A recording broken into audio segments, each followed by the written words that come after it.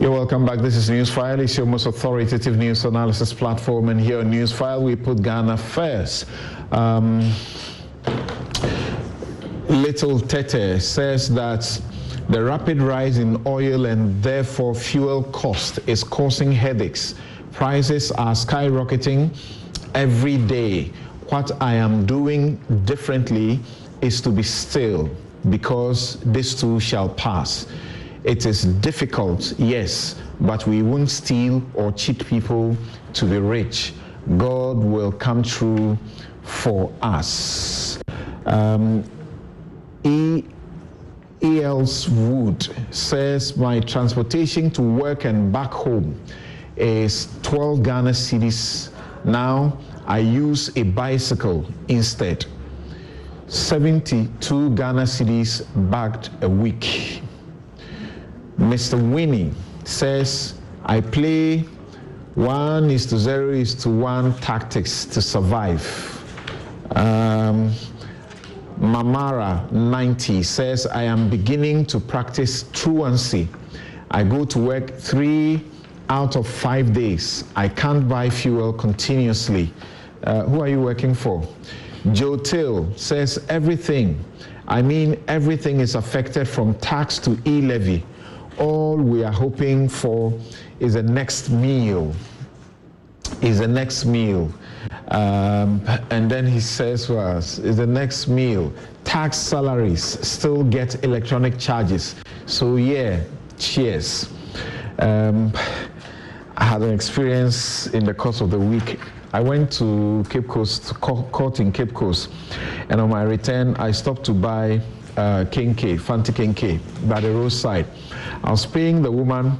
I bought, 30 cedis worth, or was it 40 cedis worth? And then I had to pay with Momo because I didn't have cash. I made a mistake and I paid 400 instead of 40 cedis. So I moved away a bit and discovered I had overpaid. So I called and asked for a refund. So I get a refund, then she tells me that she must make a deduction before she sends me the refund. And I told her, I got this deduction when I sent the money. So I then saw the situation. If you are sending the same money back and forth, it will be exhausted without you actually spending it. E-levy. Yeah. King Rash says, I remember the Agric minister in one of his comments said there is excess food in our market. Why the abnormal increase in food prices? Why is it that some of our leaders are taking Ghanaians for granted? And finally, Shay Idrisu, says, each day you wake up in Ghana, you get demoralized to move on because things are getting worse each day. Yet people are voted for, are living luxuriously and defending the indefensible. Ghana will crash at a point, like they'll say in Nigeria, Tafiakwa. God forbid. Now let's go to the matter of the cathedral.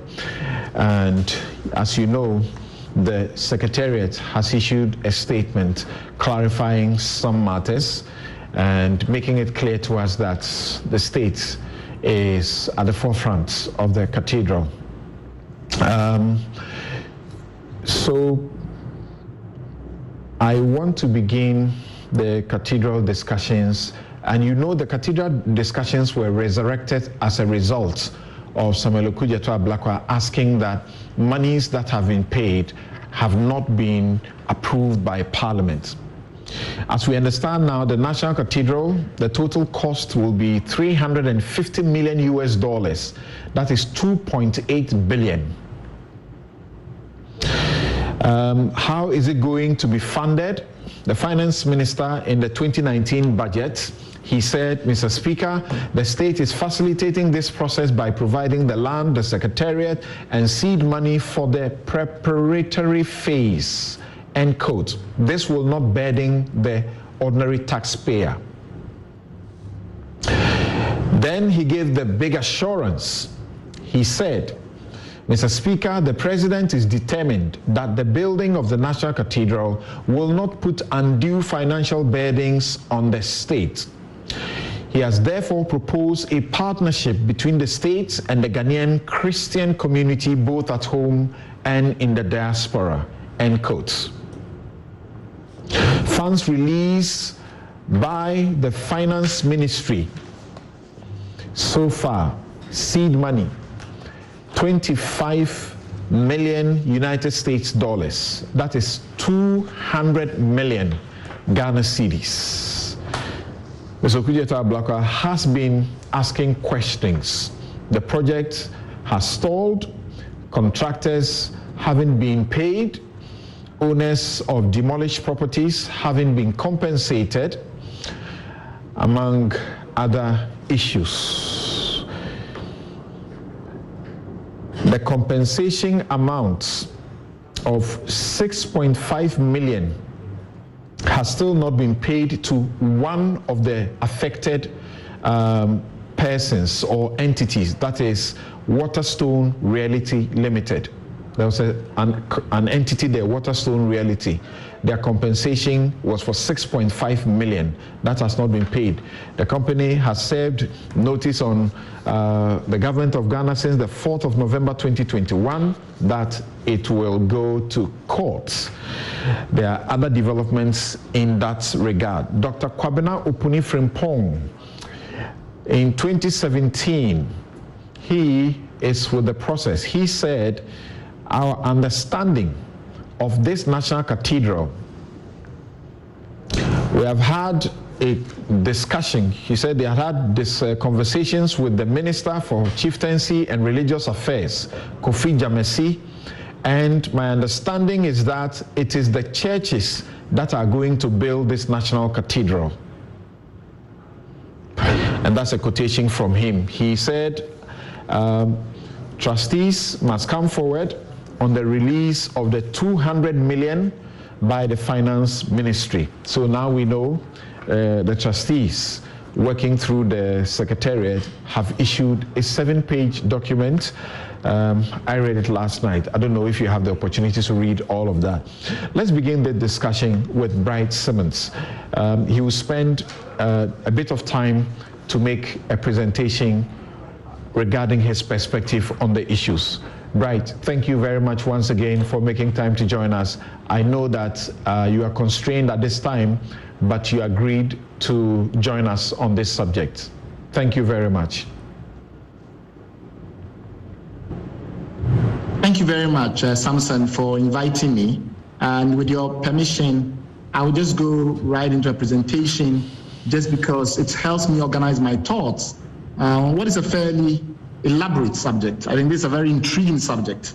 And while all of us will have different views because we share different faiths, we have different politics, the truth is, from a policy point of view, we can make some very emphatic comments about this National Cathedral matter.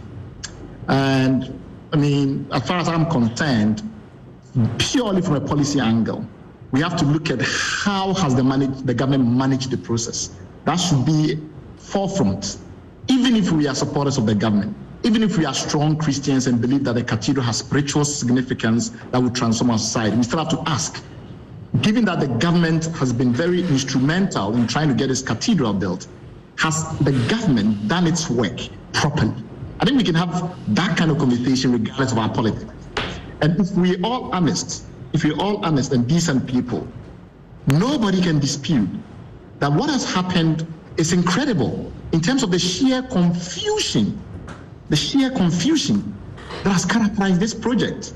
And understand that somebody from the Secretariat will be joining us to help us make sense of some of the complicated, shambolic, confusionist situations that we find ourselves in as far as the National Cathedral is concerned. I'm going to try and summarize the position of the civil society group that I represent, that part of civil society that is focused on good governance and policy, good policy management in this country.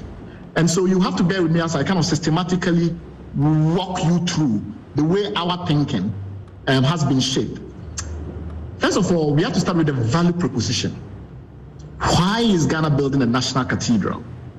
And when we look at that value proposition, we have to situate it in context. And the first context is that if you wanted things that Ghana doesn't have, things that will add value to people's lives, things that will add value to their national life, to even our spiritual life, will you go for a cathedral? That's a question that we don't think the government has answered well enough. The reason being that there are a lot of cathedrals in Ghana.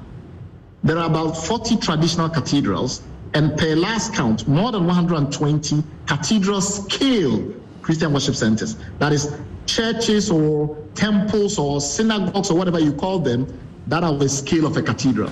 So of the things we don't have, even if you agree that the cathedral is a great thing in and of itself, you have to ask yourself whether we need one more cathedral. The second thing that is also important is when we look at our religious spectrum, and there's a part of our religious spectrum that really has strong connections with our lives as indigenous Ghanaians and as Africans. And that part of our religious lives has seen no support from the state whatsoever. Think of Komfanochi's birthplace, whether in Akugwa or if you go to Aguna, and think of the famous palm tree on which he was supposed to have climbed without sandals, with sandals. Think of all the spiritual sites connected to the Koli Lagoon, the Sakumono Lagoon, and the rest. These are indigenous aspects of our belief system. And while you may be Christian, while some of the guests on this show may be Christian, there are significant numbers of Ghanaians who believe in these traditional religions. And if you are a tourist, you probably will be coming to Ghana to see the Sakumono Shrine. If it was properly designed to be tourist-friendly, then you'll be coming to see another Christian cathedral, when the Catholic Church alone has 1,800 plus minor basilicas around the world. So we have to ask ourselves that question, whether indeed, from an additionality point of view, an extra cathedral is what we need. Then there is also this massive confusion about categories. They are calling it a cathedral, which is really bizarre, because a cathedral is a technical term. A cathedral is the seat of a bishop. It is only those churches that have episcopal hierarchies, the Anglicans, the Methodists, and the rest of them, they use the term cathedral with a very specific meaning, typically as the seat of a diocesan bishop, and sometimes you may have suffragan bishops in some cathedrals, but typically the bishop, whether a metropolitan bishop or the bishop of some high rank, will be in the cathedral. Is the suggestion that we're going to have a national bishop? Because that's a very important point if we're going to try and convince people that this is a cathedral. So first of all, it is not a cathedral. It's not a cathedral because we don't accept, given the context, that any of the churches that are episcopal in this country have custodianship over the cathedral, or the proposed cathedral in inverted commas. It's not the Catholics, it's not the Anglicans, it's not the Methodists. It's supposed to be some kind of ecumenical interdenominational center. But interdenominational centers worldwide are never called cathedrals.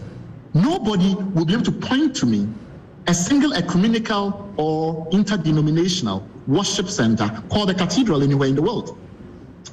In fact, one of the closest things we have in Africa to what we are trying to do is what the Nigerians did some time ago. And that is extraordinarily interesting and prescriptive and, shall I say, it's exhortative for us. We can learn a lot from what happened in Nigeria in the way that they went about building what people call the National Church. But it's actually the real name of it is the National Christian Center.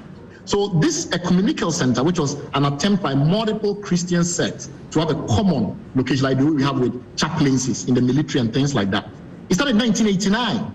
And the Christian denominations were responsible for funding it, which a lot of people don't know. So if you go to Nigeria and see the so-called National Church, it was not built by the state and was funded by the state. In fact, from 1989 to 2004, it languished because they could not find the money. And then the government decided that it will put some, not resources, it will put some impetus behind it by the president of the country becoming the national treasurer as a means of mobilization. And then the Christian denominations mobilized resources to the tune of 3 billion naira, which today will be less than $30 million, to build that beautiful edifice you see in Abuja by 2005. The government did not put a single cent in it, but it's also not a cathedral because it's an ecumenical center or interdenominational center. So this is a very important lesson. One of the challenges we have with the way government sometimes runs Ghana, and we've had it with successive government, but I think with this government it's becoming quite problematic. There is almost no effort in advance of building these policies, to engage widely with a view of making the policy better. We're not saying that engage civil society, engage research institutions, engage think tanks because they are smarter than the people that you have in government. We are saying that because people you have in government have similar interests, and sometimes the nature of politics is such that people have to show loyalty, they are not always able to tell you things as they are. So what happens is that we don't do enough research, we don't have any real policy documents. When issues arise, we get confused. People are running helter-skelter because where is the policy document back in the cathedral? With whom have they shared it with? Who are the people that are not already convinced by it, who have been engaged so that they can share ideas about how they could have done this better? So in simple terms, the Nigerian National Church, whose real and appropriate name is the National Christian Center, was not funded by the state. And this is a pattern that you see all over the world. So I've heard people say, oh, we have national cathedrals around the world and the rest of it. Two major points.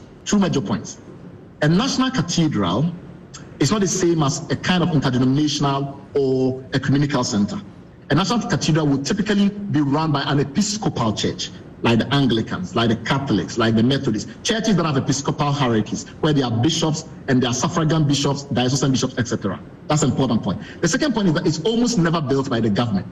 And I'll walk you through a number of the popular ones that have come up in the debate. So you take the US Washington National Cathedral. What most people don't know is that it's an Anglican church. In the US, it's called an Episcopal church because the Anglican church in the US, that's how it's called. And this church, or this cathedral, is actually an Anglican cathedral. Its real name is the Cathedral of St. Paul and St. Peter. So the fact that it's often called, branded the National Cathedral, doesn't mean that the government of the United States went to find money and pumped it into it. The Christian community and ordinary people in the United States who love it for its history contribute. And it cost them about $65 million in today's money to build that with no government money whatsoever. Notre Dame has also often been mentioned as the National Cathedral of France. It's a Catholic cathedral. The Catholics run it. They have custodianship. If you go to Jerusalem, you go to the Church of the Holy Sepulchre, you find out that the Greek Orthodox have custodianship. In different places, on some of the different nativity sites, you have the Russian Orthodox, etc. So typically you have these custodianship, and then they are responsible for finding the money to put into it. The Israeli government doesn't fund the Church of the Holy Sepulchre. It's not that, that's not how it works. In fact, Notre Dame was recently burnt down, and resources had to be found to restore it. If you've noticed, all the $790 million have come from corporate and private donations. Not a single penny, cent, dollar of government of France money has gone into Notre Dame because it's a Catholic cathedral. It may be the National Cathedral of France, the most impressive mother church of France, but that doesn't mean that you have to put government money in it necessarily. In Paul Cathedral in Britain, cost about $230 million. Interesting funding model. Special tariff on coal brought into the port of London is how they funded the cathedral. You will say, well, that is almost quasi-government. Well, the truth is that at that time, Anglicanism was the established church of England. What that means is that they had a national religion. And the head of state was also the governor of the church. And therefore, in that regard, if the City of London, with the approval of Parliament, decide to place a special tariff on coal imports into London to pay for it, it's understandable. But even so, it was not ordinary people's taxes in the consolidated funds or the treasury, as they call it in Britain, that went into paying for St. Paul. You can think of Denmark, which is another religion, where the national religion is the Lutheran religion. And this is a Protestant country. And there also, you have very important churches like the Church of Our Lady, which is often considered the mother church in Copenhagen and the national church. And it is not funded by the public. It is funded by the church. In fact, so much so that even though it's also a listed tourist site, and a lot of people visit Our Lady, the Church of Our Lady, when they have damages, sometimes due to the pressure brought on it by tourists, the government insists that payment is done by the church, because it's church property. So we have to be very clear in terms of the way we understand these concepts of national cathedral. First of all, if you have a national cathedral, properly speaking, then either you have an established church in the country, so there's an established religion, as in the case of the United Kingdom, where Anglicanism is the established religion and the head of state is the supreme governor of the church. Or in some instances, you have the cathedral of an existing Christian denomination, like the Catholics or the Anglicans, and then it gets co-opted by Brandon to be the national cathedral. It is similar in the case that we have in Russia, where you have an established religion, the Russian Orthodox Church, and St. Basil Cathedral was therefore built for that purpose by Ivan the Terrible. In that regard, you have no problems. Where you have an ecumenical church or an ecumenical worship center, that cannot really be a cathedral, that cannot really be funded by the public, but it's purported to be a national cathedral, in complete conflation of the terminology. But on top of that also, in complete contrast with how it is usually done all over the world, there's a challenge. The second big problem that we have from a policy management point of view is the way that we've gone about the procurement process. And I think Honorable Okujeto has said a lot about this already, so I'll just highlight on the keynotes. First of all, typically, you have a very strict scheduling of the way that the fees are paid at different stages. And for some, apart from the schematic designs, which you know will often start with, most of the other elements will continue for many months, and in some cases for many years. Like some of the construction documents that you generate, you don't generate them at once, because as you develop lighting, as you develop plumbing, a whole bunch of developments emerge and you produce construction documents and the rest of it. We are quite surprised to learn that huge amounts of money is being given to Sir David Ajay upfront. On top of the amount of money that he's charged, from the documents that we have now, about $22 million, which was nearly 10% of project cost. It's monstrous. Look at the median survey data. Remember that this is the data you're looking on the screen now is survey data. What that means is that the Royal Institute for Architecture in the United Kingdom, RIBA, goes around and asks architects and collects data on what fees they are charging. Sir David Ajay's studio is primarily UK based, so I'm using RIBA data. That is the regulatory authority there. That is the professional association there. And they go around and find out what architects typically charge. What you realize is that as the scale of the project increases, the percentage reduces, because it's natural. If I'm going to do a $10 billion project, I don't have to pay $1 billion to an architect. Okay. That makes no sense. So that scaling dynamic means, therefore, that the average percentage for project costs that you typically find in the United Kingdom is about 3.5%. We have a situation where we're paying, and that's for design and build. We are paying not just design, to be very clear. We are paying almost 10% to Sir David Ajay for this exercise that he's undertaken on behalf of the country. And nobody doubts his competence, nobody doubts his talent. But this is inflationary pricing, which we must talk about. If we were to bring it down to Ghana, it's okay, well, he's based in the UK, but now he has a studio in Accra, he has a studio in London. What is the UK, the Ghanaian guidance when it comes to architectural fees? And here also, I find it shocking that we will be breaching the Ghana Institute of Architects fee structure, which is around 4%. So we're going to about 10%. What is it about, say, the J that means that we must pay so much when the project scale is such that typically we need to be compliant with guidance? Because it's a big project, so it's making a lot of money. So that's a challenge. Architectural design fees should be about 1%. We've paid $6 million, like as much as more than 6% of the project cost, and that is like 5 times or more what the guidance will suggest for just the schematic diagrams and the early concepts, and that is problematic.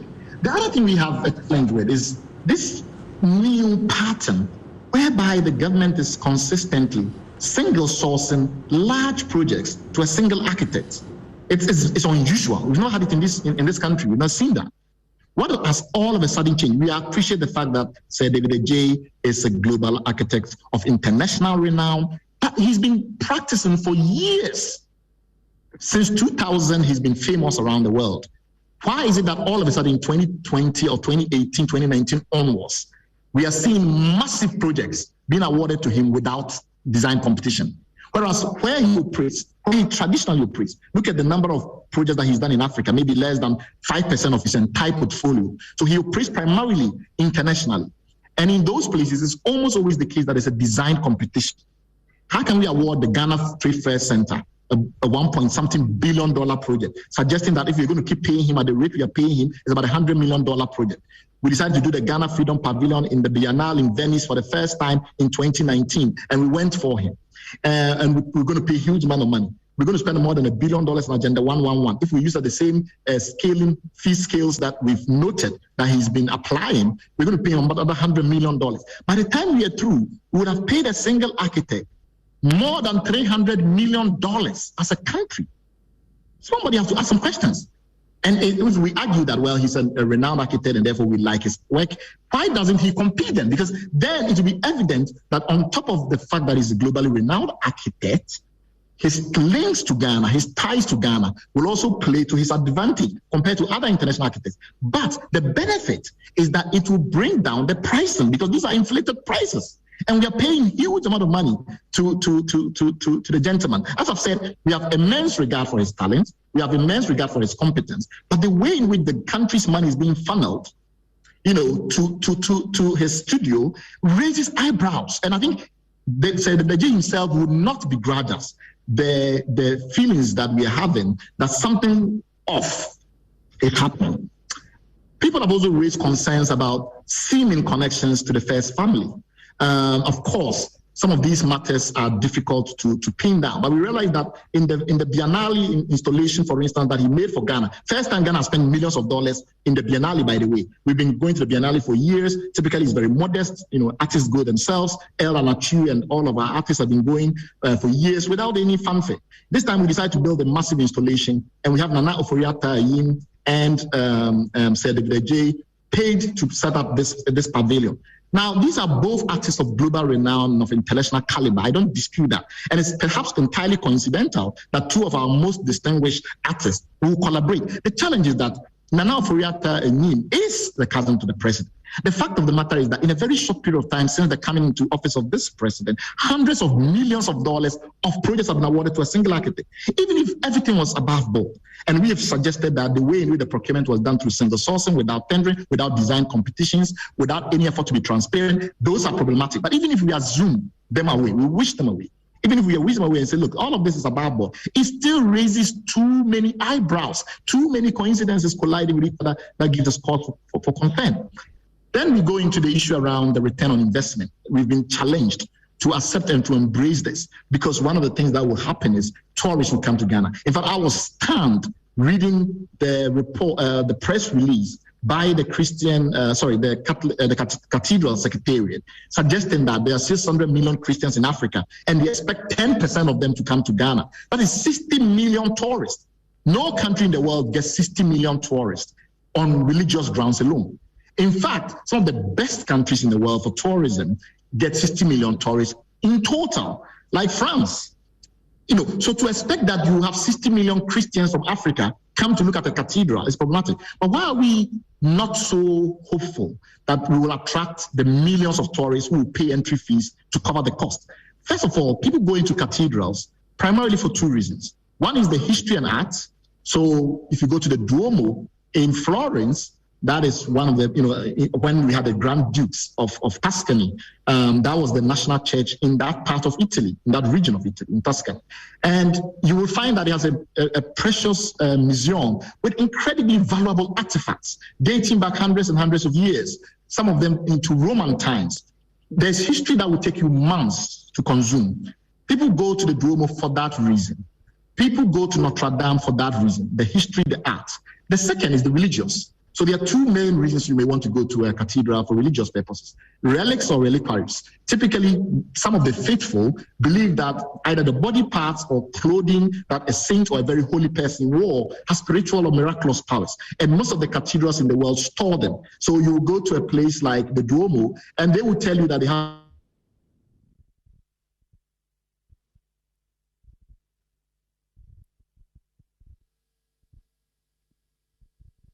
We have a little challenge with Bright Simmons' presentation. He was just concluding, and we'll get him back and patiently allow him to conclude in just a couple of minutes.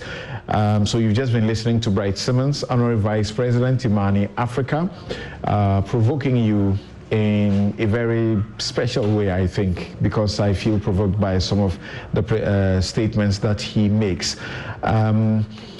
We are joined by Dr. Paul Opoku-Mensah, Executive Director of the National Cathedral Secretariat. Thank you very much for making the time to join us, sir. Thank you. Right. Good to be here. This show, as always, is brought to you by the candid sponsorship of Bank of Africa, strong as a group and close as a partner, MTN everywhere you go, at Ashesi University, educating ethical and entrepreneurial leaders for Africa, Robert & Sons Optical Services, your comprehensive eye care service provider for 31 years. Whaley Properties, Home is Where One Starts, and Farnet, Ghana. Think wood, think Farnet. Also, if you're looking for the best furniture and designs, Farnet Ghana is where to get that. Okay, so whilst we wait to correct Bright's situation and get back, I'd like us to hear Samuel Okudzeto, particularly on the back of the statement that the Secretariat has issued. Has he come to a point of amending some of his positions, or nothing has changed? Yes. Well, thank you, Samson. I'm sorry to disappoint you that nothing has changed, really. More questions have even arisen after reading the 7-page statement from the National Cathedral Secretariat. And let me say good morning to Dr. Poku Mensah, who has joined us. I must make a preliminary observation that I honestly do not take it kindly the way you situate your statement when you conclude by saying that this historic and game-changing project, the National Cathedral of Ghana, deserves a more elevated national conversation on its nature, funding, and relevance than has been the case so far. Honestly, that is a diplomatic way of saying that so far this conversation has not really focused on the germane issues, or are not elevated, to use your own words. I totally disagree. And you see, we need to get one thing clear. We are using public funds. We are saying that belatedly, though, this is a national project. A national project will require a collective buy-in, that we all come on board. So our mindset, our posture, our orientation will have to be different. Please don't create the impression that you do not welcome accountability and that you do not want transparency to be the hallmark of this project, because so far these qualities have been in great deficit. Accountability, transparency, being forthright with the Ghanaian people. So please, I do not think that the Christian Council, which is asking you to come clean, CSOs, you've seen Odadia Bryce Simmons's, brilliant exposition, journalists, anti-corruption crusaders, all of us who are asking relevant questions. It is an elevated discussion. We are focused on what matters. It is our taxes, and it is important that the National Cathedral Secretariat does not, as it were, assume a posture that do you take into account the premise for making that conclusion that this historic and game-changing project, the National Cathedral of Ghana, deserves a more elevated national conversation on its nature, funding, and relevance than has been the case so far? The premise is that throughout the 65 years of our nationhood, a number of long-term infrastructural projects have been discussed without the dispassionate analysis of cost and long-term value. So why are we attacking the National Cathedral in the manner we are doing when, in 65 years, long-term infrastructure projects in this country have not been discussed in that manner? That's the premise, or you don't get that? You don't buy that? I do not buy it. And you see, as Christians, let's be minded, Colossians 4:6. Our responses at all times must be full of grace, well seasoned with salt. We should know how to approach everybody who has perspectives on issues. That's what the Bible teaches us. So I just thought that I begin with that point. But I'll need some time to go into the issues because you have provided a detailed response. Point 1, private project or public project. After so many years, we are hearing for the first time, and I've been in Parliament throughout this project. I'm in my 3rd term now. This is the first time we are hearing that this is a national project. You have incorporated it under the Companies Act on July 18, 2019. This is fresh information. Information that all of us have not known. And you admit in your own statement, page 2, paragraph 2, that of the 3 reasons, and the 3 reasons you gave is that gesture of thanksgiving, number 2, symbol of Christian presence and contributions to the nation, number 3, a personal pledge to God. Then you say that of these 3 reasons, the personal pledge came to be associated with the cathedral as private project that needed to be developed without state support.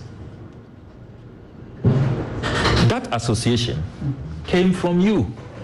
I have here statements from members of your board of trustees. Okay. So I'll do this.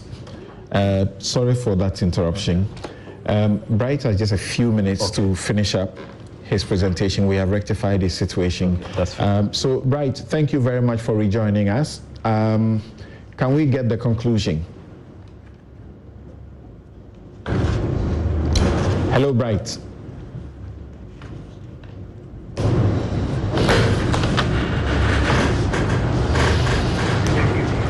Please unmute your mic. Samson, you are muted, so I have not heard anything that is going on in the studio. We can hear you. We can hear you now. We can hear you now. Please proceed and make the conclusion. Okay, I'm not sure where I understand you had some technical difficulty, and so some part of my talk was unheard. So I don't know where I got disengaged. I understand it was where I was talking about pilgrims. Exactly. Exactly. Sorry, can you please repeat that? Exactly, that's where you were, about the fact that we cannot be expecting the 60 million of tourists. Oh, okay. Thank you. I'll proceed to share my screen then. Apologies for this. I think it's not from your end. Yes. I think it's loading up now.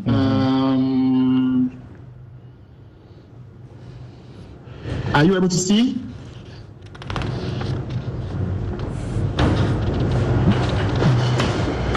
And Bright is going to continue and finish up on the presentation because we didn't want to leave that conclusion hanging so that we can return to the studio, have Okujeto Ablakwa do his, and then thankfully, we have the Executive Director of the National Cathedral of Ghana, Dr. Paul Opoku-Mensah, here in the studio to assist us so that we have the full picture. If there are questions to be directed at him, this time we have the opportunity to ask him directly the questions that we may have bothering our minds about this. This program is brought to you by the candid sponsorship of Bank of Africa, as strong as a group and close as a partner. MTN, everywhere you go. Ashasi University, educating ethical and entrepreneur leaders for Africa. Robert & Sons Optical Services, your comprehensive eye care service provider for 31 years. Waylead Properties, home is where one starts. And Fanat, that's Fanat Ghana. Think wood, think Fanat. Yes, so Bright, let's hear you. Okay, sorry. What I was trying to explain was that people will typically visit cathedrals for 2 main reasons. One, historical and artistic, and the other, spiritual. Right. So in the respect of historical and artistic, you can think of a famous museum like the Duomo in Florence, that in those days when it was ruled by the Grand Dukes of Tuscany, that was what you might consider the equivalent of a national cathedral. And if you go into the Duomo today, there's a whole museum that will show you antiquities dating to Roman times, to Greek times, to show you the evolution of Christianity in Florence, all the way back to medieval and early Christian times. People will go because those things are precious. You can't find them anywhere else. The other reason it might be because there are instances where miracles have been associated with religious sites, particularly Christians' religious sites. And in those instances where Mary has appeared, and things like that, people will go there because they believe that those places are holy places. I'll talk again. Sometimes you will find instances where there will be relics, parts of the body or parts of the clothing of a holy person or a saint in the cathedral. And those reasons, so if you go to a place like the Duomo in Florence that I mentioned earlier, they believe that the finger of John the Baptist is kept in a reliquary, and people that want healing and things like that will go there for that purpose. So if we're thinking about a national museum, a national cathedral in Ghana, which has none of these virtues, because it's starting up in 2022, it has no comparison whatsoever to say the Action Chapel, that is run by Archbishop Duncan Williams as the founding site of charismaticism in Ghana, or Our Lady of Sorrows in Navrongo, which is a UNESCO World Heritage Site. Why then would somebody go to a cathedral built in 2022? There has to be a reason. And some of the reasons they've been mentioned doesn't really add up, like there's a restaurant there and things like that. There are restaurants everywhere in Ghana. So the only thing that we've heard, which is interesting because it does suggest that there is a plan to attract tourists of a high quality and a high caliber to pay for it as well, is the museum idea. But then the thing with the museum is that you need to have a collection. You have to buy antiquities to put in the museum for people to come. And the cost of these antiquities are massive. And Renaissance painting alone can cost you $100 and something million, right? So let's say we're even buying, cheaper items, but still of some historical value. We can easily spend $250 million just on the collection for the museum. We've not even budgeted for that. We've budgeted for the construction of the cathedral and its interior furnishings. And when you look at the project plan that has currently been circulated, it's quite clear that we will need money for the museum itself. Now, we were looking into this and we said, okay, maybe they have a plan for it because it's very essential. And we realized that one of the people very connected intimately to this museum, and who is not a subject, whose involvement is not a subject of request for information filings in Ghana, is a certain Karisames who has strong relationships with the Museum of the Bible, owned by a certain entrepreneur called Steve Green. And we know that the Museum of the National Cathedral Secretariat has been having conversations with this Museum of the Bible in the United States in terms of collaboration around the Bible Museum. The challenge that we've noted is that this is also a museum that has been flagged for some really frightening problems. In one instance, they had to come out and acknowledge that they have been displaying fake Dead Sea Scrolls for quite a while. And at one point, they had to admit that they had found a way to smuggle out really precious cuneiform from Iraq, for the Epic of Gilgamesh, for instance. So these are problematic issues which require investigation. Now, my point is that if all of these matters were, in the public, transparent, there was a plan, there was, documents that have been written and shared, this is what we intend to do, we want to partner with the Bible and the rest, people like us who have an interest will have shared with the public and, of course, with the government and the National Cathedral Secretariat and the rest of it, our concerns. Some of those will have been dealt with and will have had a much more robust strategy. But if you go and do these things on the quiet, it's not clear how exactly you intend to raise money to build a collection for the museum, where the money's come from and things like that. You gain a reputation for shadiness, especially when you are dealing with organizations that themselves are the subject of lawsuits and criminal inquiries about their conduct and things like that. The last point, which I think is fundamental to the challenges we are having with the cathedral, is the role of the trustees. The trustees, as we now understand, have also been constituted into the board of directors of the National Cathedral Project, which is incorporated as an entity limited by guarantee.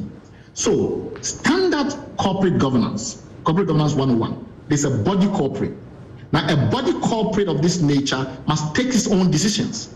The board of directors cannot be overridden merely because shareholders wishes something to happen. It will have to happen through the process of the board of directors, either because the representatives of the shareholders vote for it or something like that. So when we have the president of the country, the presidency, the office of the president, being responsible for procurement for an entity that is incorporated in its own state, and that has its own corporate personality, its own legal personality, it gets very worrying. What are their graces, the archbishops on that board of trustees saying about this wanton disregard for corporate governance rules in terms of how this will happen? The documents sent to the Public Procurement Authority should have been under the hand and the seal of the board of trustees or their executive management. Under no circumstance should the president be the one handling procurement for a cathedral, a project that has been constituted as its own entity, so money can go into it and accounting can be done at the level of that entity.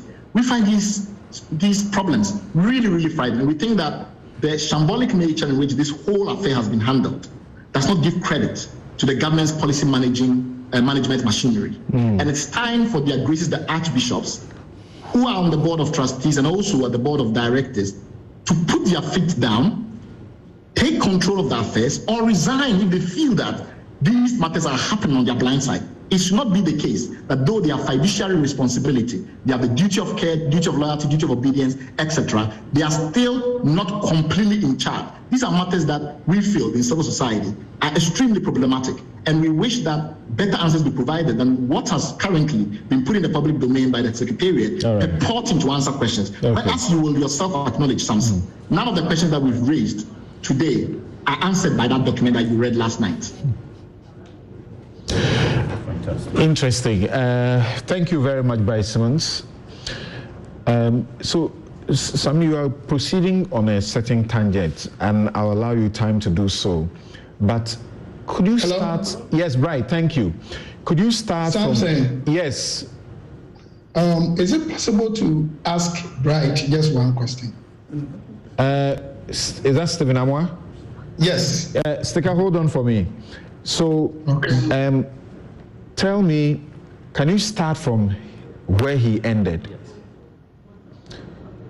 Says none of the questions asked so far have been answered by the 7-page press statement. Yes. Is that truth for you? Absolutely. Which are these questions that have not been answered? Question 1, Article 178 of the Constitution, which is so fundamental. Parliamentary approval was not sought before releases were made to this project. And we have put out 3 documents so far, amounting to about 200 million Ghana cedis. We have put out the first 25 million Ghana cedis, dated 31st of March 2022, signed by the Honorable Ken Ofori-Atta, Minister for Finance, which is a warrant to the Controller and Accountant General to release that sum of money. You won't find it in the 2022 budget. We have also released documents from 2021, 32 million Ghana cedis paid to Sir David Ajayi. You won't find that in the 2021 budget. We have again released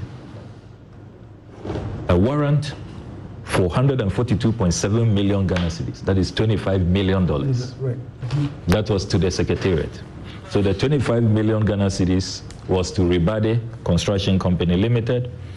The 32 million Ghana cedis was to Sir David Ajayi.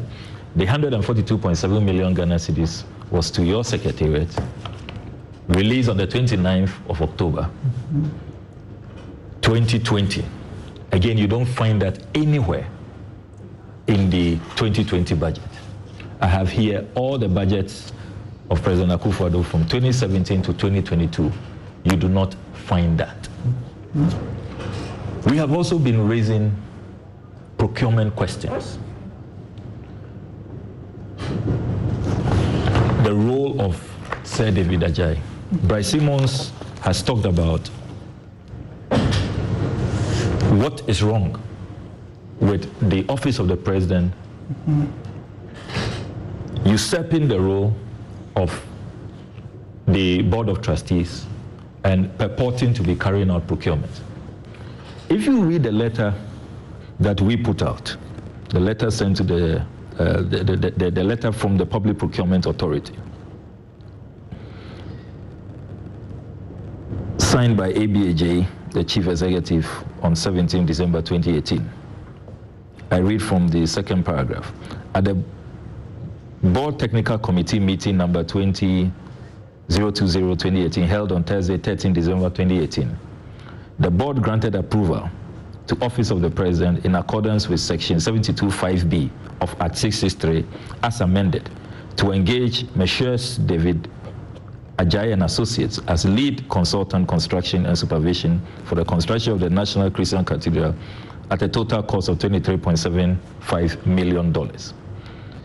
Now, when you pay regard to Section 72(5)(b) of the Procurement Law, Act 663, a copy of which I have here, 72(5)(3) provides the procurement entity may select consultants by inviting proposals from a single consultant where there is, you make reference to B, an emergency as specified in Section 41(b) and C.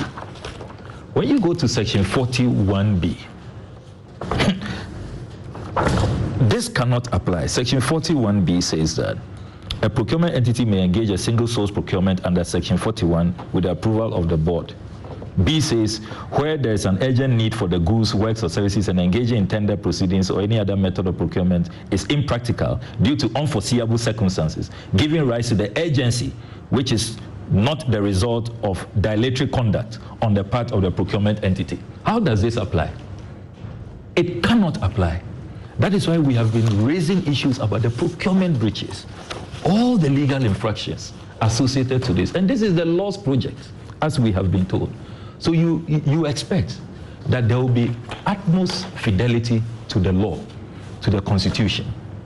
That is not being observed. Who defines what is urgent? You say it doesn't qualify because it cannot be said to be urgent. Yes. There's no urgency, there's no emergency. The law defines them. It defines those circumstances. This is a personal pledge the president made to God. He had time. He's won his elections. He's constituted the board in 2017. There is so much time. From 2017, he cut the sword. He even announced, when you read the finance minister's speech to parliament, they put out their timetable. From paragraph 157, Mr. Speaker, the President is determined that the building of the National Cathedral will not put undue financial burdens on the state. He has therefore proposed a partnership between the state and the Ghanaian Christian community, both at home and in the diaspora. The formal launch of this national fundraising campaign is slated for December 28, 2018 in Ghana and February 2019 in the United States. What's the emergency about this? What is the urgency? Has there been any national catastrophe associated to this project? None whatsoever. So these provisions of the procurement law being relied upon is just, I mean, with all due respect, I mean, unacceptable. Let me just use those words. Then let's come to the partnership components. Again, we are not seeing candor. We are not seeing sincerity. You say at page 2 of your release that within the partnership, the role of the state has been specified as follows. Appointment of the architect and design team. 2, the land and its preparation. 3, setting up and equipping the secretariat. And 4, seed money. A major plank that has been omitted is the compensation. Many properties have been demolished. And so far, the cost, we have been putting together the cost of this compensation. This week, we put out documents from Waterstone Realty Limited. We owe them about $6.5 million. I have here the letter the Honorable John Peter Mewu wrote to them May 30th, 2018. Chief Executive Officer, Waterstone Realty Ghana Limited. Dear sir, proposed site for the National Cathedral project. The President of the Republic of Ghana, His Excellency Nana Addo Dankwa Akufo-Addo, in conjunction with the leaders of the Christian community, has initiated a process with plans far advanced to construct a national cathedral for the state of Ghana. The proposed site for the national cathedral is at 6.323 hectares. Being an occupant of a portion of the said land, which will be affected by the construction, the Ministry of Lands and Natural Resources wishes to engage you towards a smooth relocation of your outfit. You move in, you demolish this property, the people ask for more time. They had bought this land for $2.5 million. They've employed over 100 people, and these are upmarket luxury apartments. They were making profits of about 2 million Ghana cedis a month. You demolish all of that. This is their letter, 4th June 2018, asking for more time. You said no, you don't have more time. They have to move out. You went ahead, demolished. It took you 2 good years to identify some property that you said they could go and occupy. The Lands Commission on the 12th of August 2020 allocated land. In this case, when company. you say it took you, I think you should be speaking to the government. Yes, to the government. It took the government 2 years to offer them 1.26 acres, which was even less than what you demolished. You demolished 1.6 acres, property on 1.6 acres of land. Will you believe something? That since 12 August 2020, they can't have access, they can't take possession. There are people in there who say that they work for national security. The Lands Commission can't tell them what to do. They are not moving out. Now they have served notice. They are going to court. And they are going to compound the 4-year losses. You are not talking about that. Something, let me reveal for the first time, and I know this will interest you. You know the Judicial Training Institute was demolished? Of course. Do you know how much it's going to cost Ghana to replace that? Let me reveal for the first time, $50 million. That's what the Judicial Service has put together. Their plan. Is it just the institute or the buildings for the Court of Appeal judges that were also taking about 12 or so of them? No, this is just the institute. We've talked about the bungalows. That's a separate matter. Because remember that when the bungalows were demolished, there was renting for them. There was renting for them, $5,000 a month, and then we are now constructing for them. They've even lost land because of that, because they had to negotiate with a private developer to take half of their land. And so you develop the other portion, and then the private developer takes over that portion of the land. So that's a separate matter. The Judicial Training Institute is going to cost us $50 million. The Chief Justice has been negotiating with the ECOWAS Bank for Investment and Development. Those negotiations have broken down. The ECOWAS Bank has walked away. They are not really interested. They have now opened talks with the World Bank. $50 million. At today's exchange, that is in excess of 370 million Ghana cedis.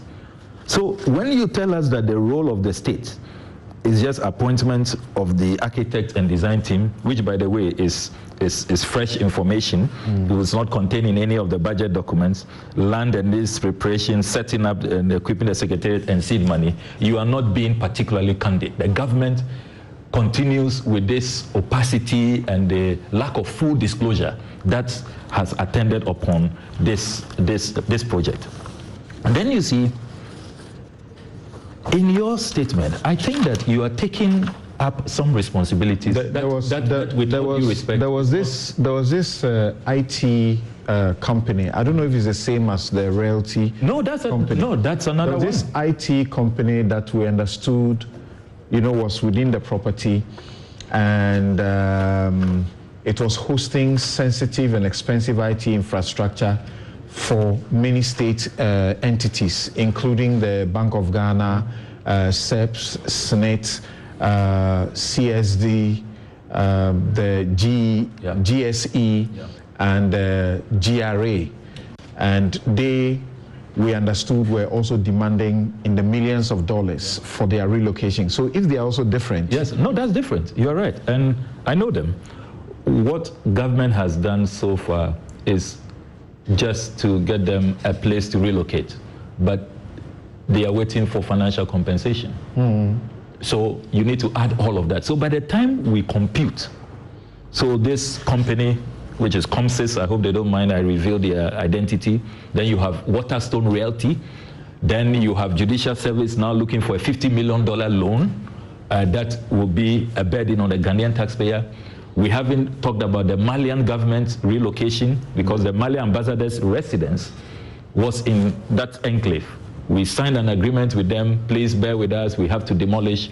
We would relocate you to Airport Residential. The cost of the land at Airport Residential, which government has just bought for them, but they are waiting for the construction of the ambassador's residence. You need to add that as well. The relocation of the judges, the cost of the construction of a permanent bungalow, then passport office. It costs us 10 million Ghana cedis to relocate the passport office. So why is government not coming clean? That is why I agree with council. You said you have been doing something. What rough figure do you have? How much will it cost the state to relocate all of these entities? This relocations is in the region of $100 million. So far. Okay. And it may even, but you cannot be putting that on the secretariat, because as far as they are concerned, they were simply waiting to receive land. Once they are giving the land, then they will be giving the seed money for the preparatory state phase of the project. So no, but we cannot be asking them questions about that, right? No, something. No, I disagree. They are telling us in this statement the role of the state. So do full disclosure. Come clean. Why are you leaving out the demolition and compensation of those demolished properties? Yes, please. You speak. It has to be stated. That's the full role. And you see, they've been going on about this lack of disclosure for too long. Something, do you know, when you read the Supreme Court judgment, do they make reference to the 23rd January 2019 case in the James Kwabena Bonfe matter? I have a copy here. You even misled the eminent judges. The judges said here at page 19, we take note that the government has maintained a consistent theme about the unifying effects of the National Cathedral on Ghanaian Christians. So far, its contribution is to provide land for the cathedral and the actual construction to be sponsored and financed by the churches.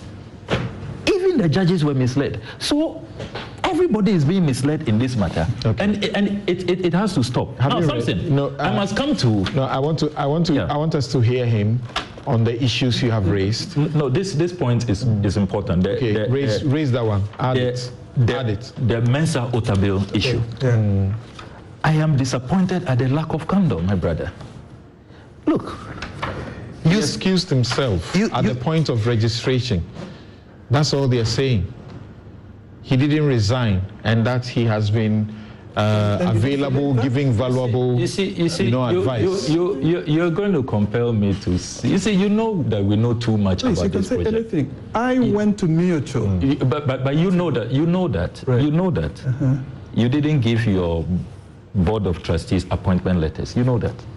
Continue, I'm listening. You didn't give them appointment letters. You call them by phone from the office of the president to be part of this. So you don't expect Dr. Mensa Otabil to resign in writing. There was no appointment letter. No, what are you saying? But I'm trying to understand what you're saying. What I'm saying is clear. So he doesn't need to give you any resignation letter when you didn't give him an appointment letter. That point must be emphasized. Now, in your own statement, you said, so Dr. Mensa Otabil did not resign from the board as being alleged, but excused himself at the point of registration of the directors in July 2019. For the avoidance of all doubt, Dr. Otabil has not been a member of the board of trustees since July 2019. Right. You are simply confirming what I put out last week on the probe. This is a confirmation. I don't see. But I think there's an aspect of that has to be said, that Dr. Otabil was brought in to give an impression that because of the difficulties that the project encountered, he did not want to be associated with it. So if we get to know that since 2019 he had excused himself, then it tells a bit of a different story. You're talking about. Right. No, but we made a point, and if you go back, you can go back to the tape. I said that he's not been a member for more than 2 years. I said that. That's what I put. Okay, thank you. Now, Sammy, if you can hold on there for us. And when we raised it, you see, we were talking about that. You see, the lack of sincerity, the lack of transparency. You had him here. I have a printout from the website. You had him there all this while for more than 2 years. And you yourself say, that you selected these people not by institutional representation, but people with influence and visibility.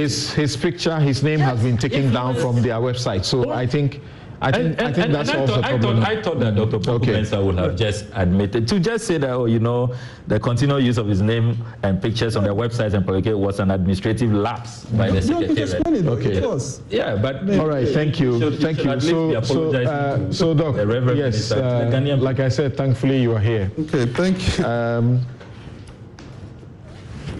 Before you have been compelled to issue a 7-page statement. Right. First of all, do you think sincerely that you ought to have waited until that? Because people have just been asking questions, including, do you know how much the state is contributing? I think, first I'm happy to be here. I think you've been able to make a Newsfile one of the very good ones. You have to listen, partly by your intellect and sheer force of your personality. So. Also, let me begin with the posture, the issue of the posture in the 7-page. Actually, I wanted to release this almost to dampen what I felt was quite a rising temperature. So the posture I really took, and really that's what you kind of brought out in the conclusion, was that as a country, we've gone through these periods where critical national infrastructure come up. And the same issues, we almost sometimes bastardize this thing. And some of the issues that are being addressed are critical, really procedural issues. We don't want to trivialize them. But at the same time, I think part of my concern was that most of these discussions do not also bring into consideration the impact, the long-term impact of the project. So it really becomes almost a whole national conversation on procedures. It is legitimate, they are legal. I'm not trivializing, that is his role as a parliamentarian. And I think one of the things we've been able to do as a country, there are very few countries in Africa that has been able to do that. We've created this substantive uncertainty that democratic theorists will tell you is critical for political accountability. That any day we have elections, we can replace a government. And we've really been able to have this vibrant opposition that keeps the government on its toes. I think we are one of the few countries who don't even celebrate it enough. and kind of in a major part thanks to people like Honorable Ablakwa, who really keeps this accountability at the heart of our democracy. So first, congratulations for the consistency. And we don't quarrel with you on really trying to live up to your parliamentary obligations. But should I have waited for this? I think, when is the right time to issue? I felt this was the right time, partly because, the National Cathedral was almost kind of brought into the public domain. Quite a lot of noise about it, excitement, and so even the space. The space to say, look, who actually should be doing the talking? Was almost a space you had to compete for. So I think the timing was right, I think, to really begin almost rationalizing the conversations. The National Cathedral brings quite a lot of emotions for different reasons. For those who think in a secular state, the state should have nothing at all to do with religion. For those who think that, look, no matter what, there are almost some sacred spaces that one should be buildings and others that one shouldn't. So it's really raised quite a lot, and sometimes you almost have to let the conversation go on to a stage where now you can come in and start this process of almost rationalizing. I think. How does the Secretariat feel when the finance minister or the government is being asked that you didn't come to Parliament to ask for approval specific for this amount you're spending? Right. And you hear the government hedging or any time they give a response, it is to say, look, get off our backs. What is it? We decide to spend, we are spending money from the presidency's budget. So what are you talking about? How do you feel as... I think we'll get there. I mean, I think the finance minister talking point last week indicated that, look, if there are issues of procedural issues that have been breached, they'll resolve them. I mean, I think the key issue for us is really that this idea that somehow there's this grand agenda to deceive the nation. I mean, I think that's really, and it's been part of our history, and it's nothing to do with, I mean, NDC. Is that not a self-inflicted situation? Yes. So that, for example, I'm holding these publications in 2018 August. Right. We have immediate past General Secretary of the Christian Council, Reverend Dr. Kwabena Opuni Frimpong, saying government not using taxpayers' money to build National Cathedral. Emphatic. Then in 2019 October, you have Archbishop Duncan Williams saying, I don't see why people should fight National Cathedral project when it is not funded by taxpayers. Exactly. And now taxpayers' money, as much as 200 million Ghana cedis, beyond what Okudzeto expects, will be in excess of $100 million for relocation and all of those things comes in. Don't you think it's self-inflicted? It is. I mean, I agree with you. I mean, it's right from the beginning. I mean, and I thought, look, the president was very categorical. I mean, actually, that was his first independence speech. We've used the independence days. I mean, there's absolutely no way this could be a private project. Unfortunately, I mean, I think it's just once again, I think, look, people, all of this was new. So there was a certain level at which there was quite some excitement and different. I mean, part of the reason why the Secretariat kept quiet and some of these things is that if we had come out, we'd be contradicting certain figures. So it was almost, sometimes you almost have to retreat. I mean, just for the right moment and now to begin to clarify, because there was kind of expectation, different people understood it differently, and I thought this. I mean, this idea that this or the Bible's admonishment that you are quick to listen or hear but slow to speak. And we've done that. I mean, I've been very frustrated because sometimes I needed to look to calm public, but at the same time, if you did, you're almost going to contradict and kind of. And it's part of our politics, and it's whatever politics you're doing. That there's sometimes you just simply says, look, this is a war, okay? So again, how do you feel as a secretariat or the trustees and directors that Ghanaians, and this is public funds, they have no idea how much of their money will go into it from the government. Personally, I sit here and I keep asking that question. So what is it? Is it that we are planning as we go on? We are not sure, but I should know ahead of time. Yeah, ideally, yes. I think, look, for me, when this project was given, it was okay. And I saw Bright talking about what cathedrals are used for. These are historic. So every project has to be situated in its context. So the first question I asked, look, what should be the role of a national cathedral in a secular democracy whose majority citizens are religious? You have to. So it was really, the project was first and foremost almost an intellectual project. That, okay, so the president wants a national cathedral for the country. We operate a secular constitution. So how do you then make that national cathedral relevant? In both legally and others, but in a country also whose citizens, both historically, aspirationally, are almost acutely religious. So then you begin to say, look, part of doing that. And to be blunt, you want to say 70% Christian. And yes, and the Supreme Court says between Christians and Muslims, almost 90%. I mean, from the Abrahamic faiths.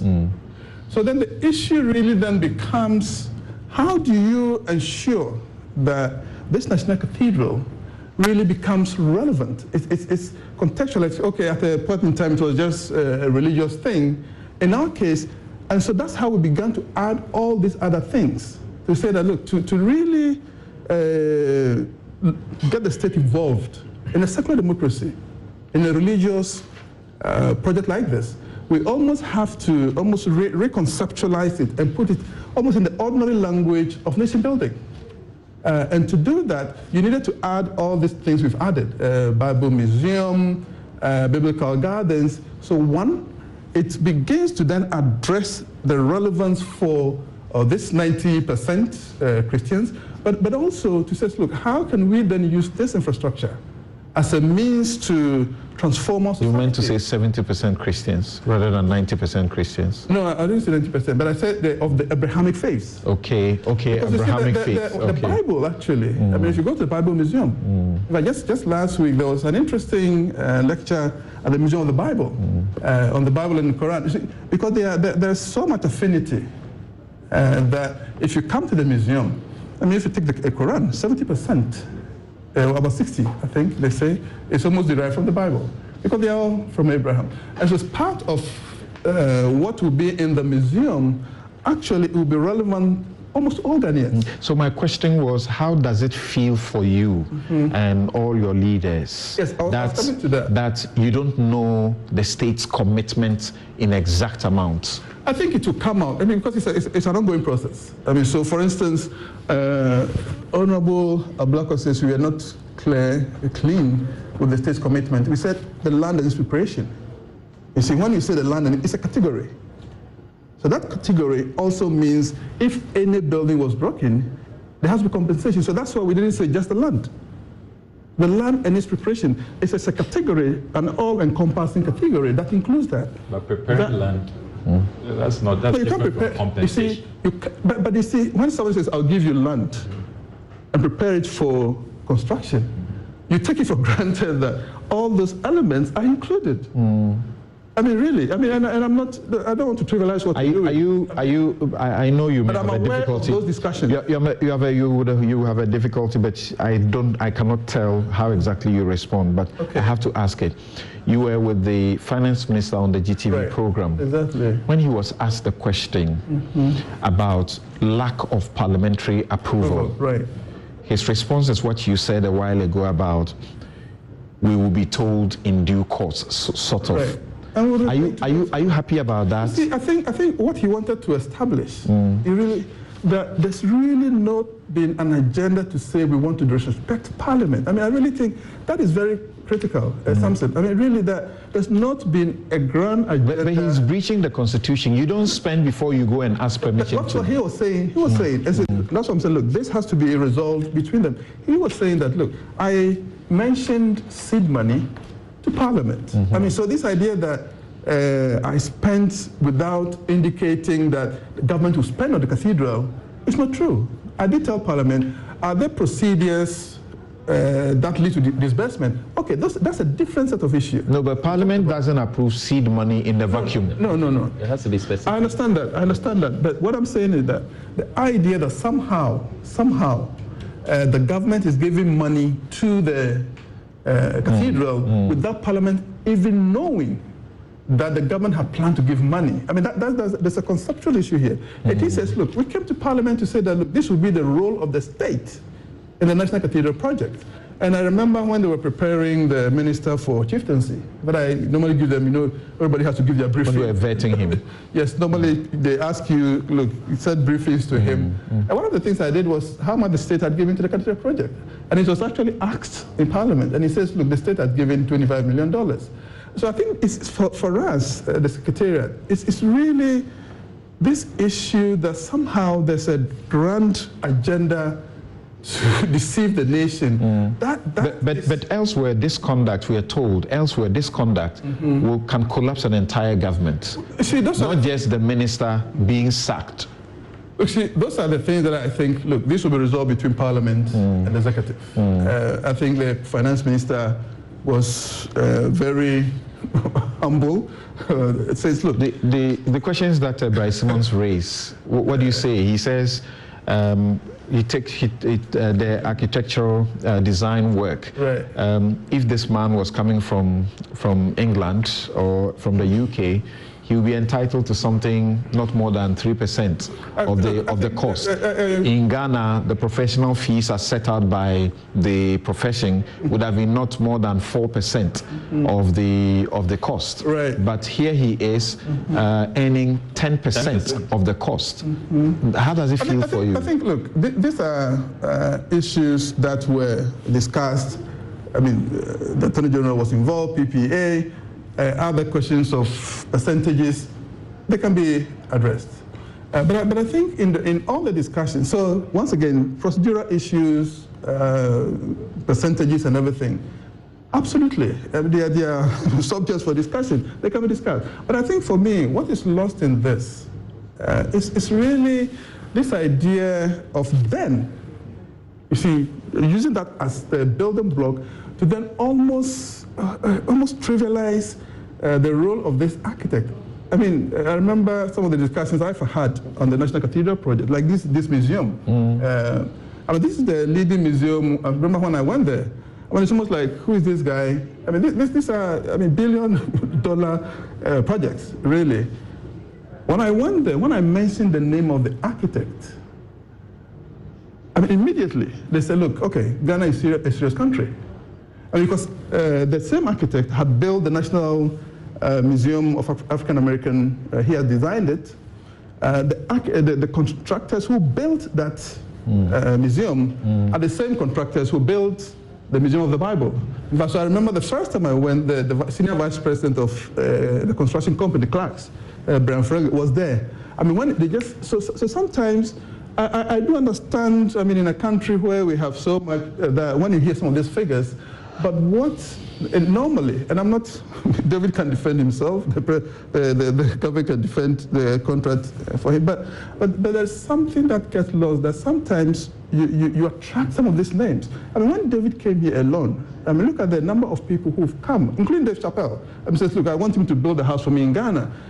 Look, even the house you build for him, even cover the cost of his design. But he attracts, there are people like him who almost help to, I'm sorry for my use of the word again, elevate whole industries because of their presence. David is one of those. And as I'll be sincere with you that I'll be sincere with you that as listening to you, I can tell the feedback I'm getting from our viewers and listeners that there are things that you should be taking seriously. You don't seem to want to give them serious attention, but you are looking at the religious moral questions rather than the questions of accountability and transparency, so what I'm saying which are very serious. They're very serious. That's why I started by saying we should not trivialize those.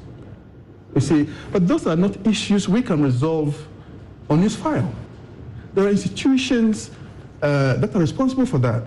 I really think, so what should a program like Newsfile do? The issues of accountability are so critical. I mean, to the whole transformation of our country, the survival of our democracy. But those issues are not resolved on Newsfile. There are institutions that are there. So that's why the finance minister was saying that, look, Parliament will call them to answer. I mean, and I think we really, because if we don't do that, what we do is that you end up almost incensing the nation. I mean, tensions are really, and I think for me, the key issue is that we should be careful not to fall under a certain threshold. When you hear government spokespersons, including the national chairman of the NPP, say that Okafor Didi, and you hear a member of the trustees say that, well, David built a house for God when there was difficulty.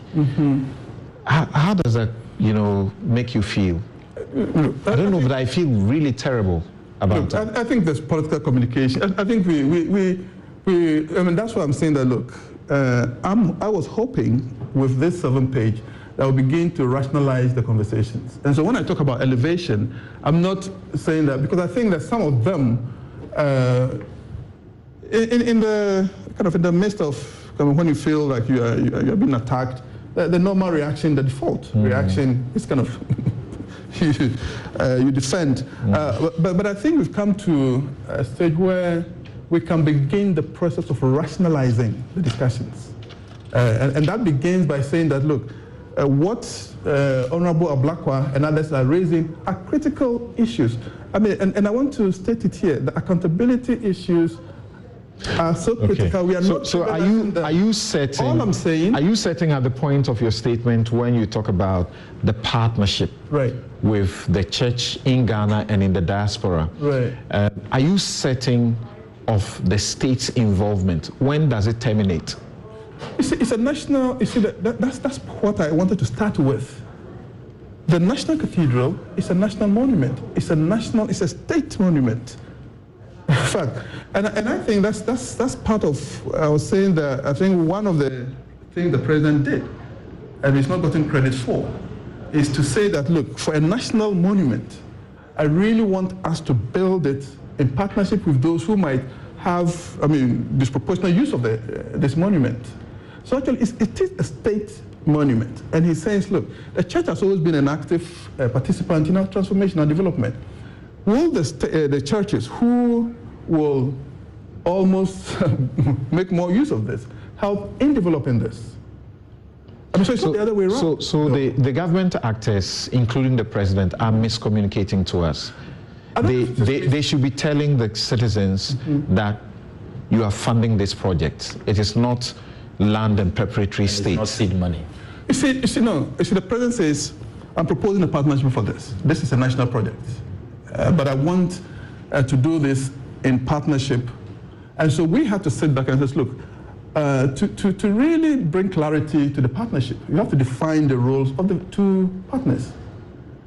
And for me, and so that operationalization was my role. It says, look, how do we make sure that we clearly define the state's role in this? In the partnership to build it.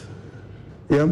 So then it becomes, look, first is the architect who had already been appointed. And that's, for me, I know that it's part of we run a Republican democracy. Some of you know that. And that means practically that every 4 years, in our case, we almost give our power to dream to one person. I mean, that's all really the whole notion of a Republican democracy. It is not an unchecked power. Exactly. That's why Parliament is there, and that's the concern of many. But what I'm saying that when the minister says land preparatory phase, seed money for preparatory state, and the citizens cannot know ahead of time, and you in charge of this and behind this you put your everything into it, you can't even tell where that terminates. No, we can't. I mean, what I'm saying is that, look, even for the Bible Museum, May 4th, just this May 4th, we met the technical team that's when they actually finished all the concepts. So now if you say, look, this is coming here, you know exactly what is coming there. And so then now you know all the costs. So people think we are literally hiding from, it's been an ongoing process, because we have since, look, how do we ensure that a project of this nature, and I'll be coming back to Bright's questions about whether we can attract the kind of tourists we think we can attract. When you're doing it, you want to make sure that, look, we've included all the elements that we believe would allow us to attract the kind of traffic needed here. And so it's taking quite some time to arrive at those. So it's only, I'll say, May 4th, we had our last meeting for that, and then they will give us their cost. Then we have the full cost. And I think the conversation then should be, for instance, what should be the state's role when it says seed money? What is the total cost, and what should be the state's contribution to that total cost? Okay. I'm being told to take a break here, but before I do that, can we have an idea the contribution of the church so far, because it's a partnership you're working with? We in my last statement, we said that there will be a press conference on June 27th, where everything, but every month, by the way, every month, we send the contributions to the church leaders, all the church leaders, every month, that look, this is how much is coming from the churches. And so we want this to be a more comprehensive submission on June 25th, so that the trustees themselves will present it to the nation. Okay, I'll take a quick break here and return. This is Newsfile, is your most authoritative news analysis platform. We'll be right back.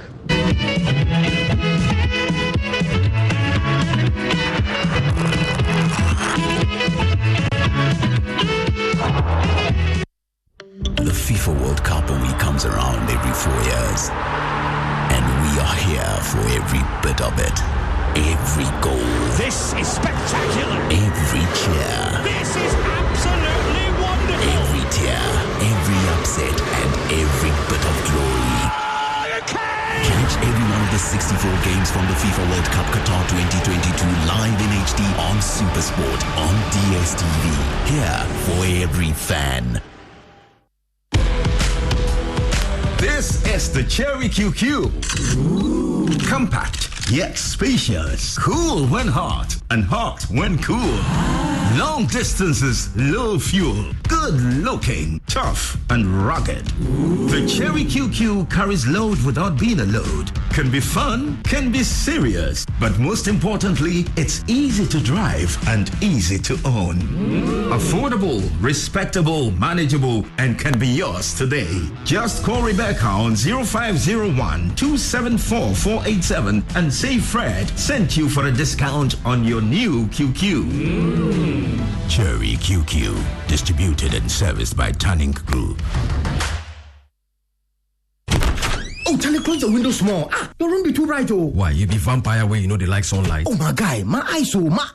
Behind the PC problem. Oh. In the sun problem. Common light bulb stuff. This no matter. I beg go Robert and Sons.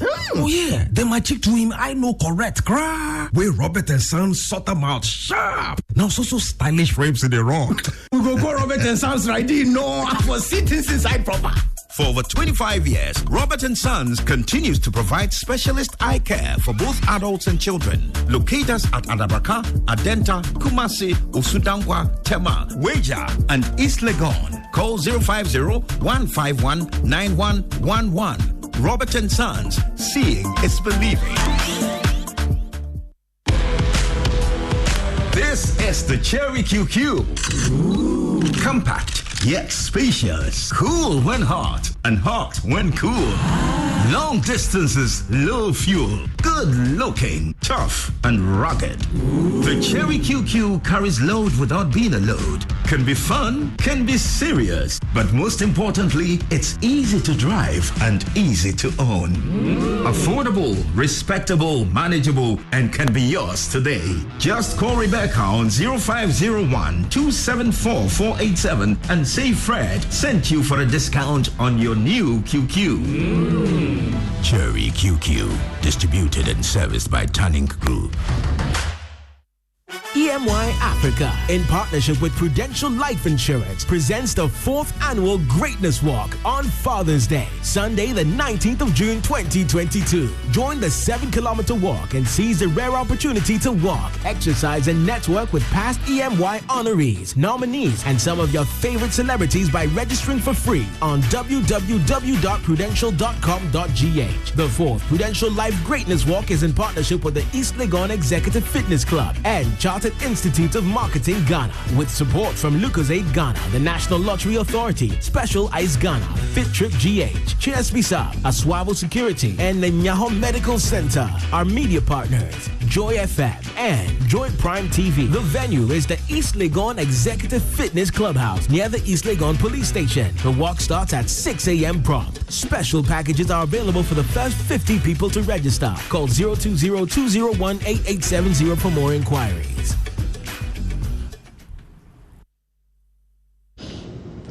Welcome back. This is Newsfile. It's your most authoritative news analysis platform. And here on Newsfile, we put Ghana first.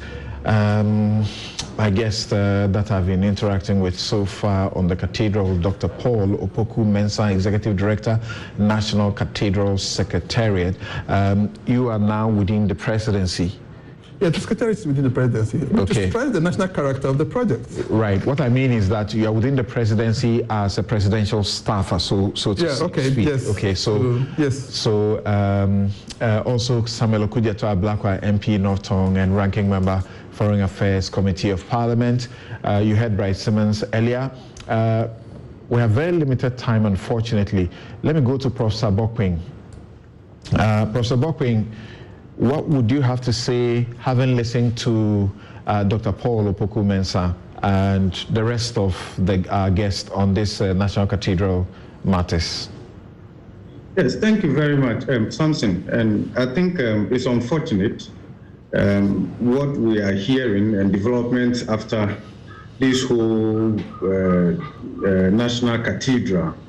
And I think government is to be blamed in terms of its conduct, which is almost bringing into discussion again whether it was necessary at all to even start this. Because then it tells you that we have not made progress, okay? Because we are still spending a lot of time talking about whether it was necessary and all of this. And it's the things that we had gotten over that we felt that we needed to move on as a country.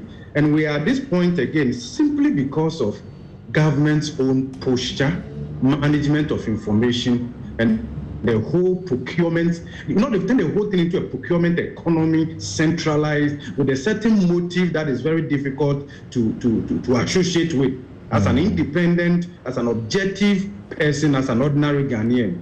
And I think that is not good. So if you look at this whole thing, you see that the management and the lack of disclosure and look, there were a lot of things that I had stated I was going to share this morning. But then when I read a statement from the Secretariat, it moderated me a bit. And the question was, why that delay and all of that? Okay, so there are other things that perhaps on whether God will live there or will even look in that direction or be happy or so. I haven't received any text from God or WhatsApp from God to make any pronouncement on that and all of that. But I believe that's something that could have united us as a country. Okay, just because of the conduct and operationalization that tends to lend credence to a certain widespread perception about this whole government, tends to create needless confusion and all of that. And so if you are doing something like this in such a polarized environment, you are looking at the management, the posture, and the direction that builds ownership and consensus going forward. I think that should be the drive. And so far, the way government has approached this whole thing from the procurement perspective, from the management of the secretariat, the trustees, and all of that, really tends to contradict whether this whole thing is to place the churches at the center of it, or really is that, okay, let's use the churches as the fronting of it, but this is really our real intention. And all. I think all of these things, I don't know, I think that it's hurting. I have a soft side, I must admit, towards the National Cathedral, and I will not hide that.